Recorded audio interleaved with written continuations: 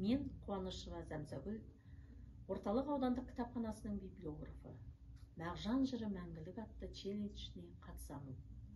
Мағжан Жұмабаев. Ана. Өмірімнің қап-қараңғы түнінде, еш не білмес түсімбе я өңімбе, оң менен сол, от пенен су айырмас, көшсіз, әлсіз есім білмес күнімде.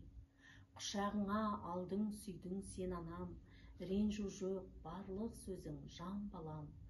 Ыстық суық желге күнге тигізбей, асырап сақтап болдың сен анам, баспанам. Түнде тұрып түн ұйқыңды төрт бөлдің, тыныш ұйықтасын деп аз сөйлеп аз күлдің. Ыңырансам, я қарным аш, я тоңған екенімді ойланбастан тез білдің.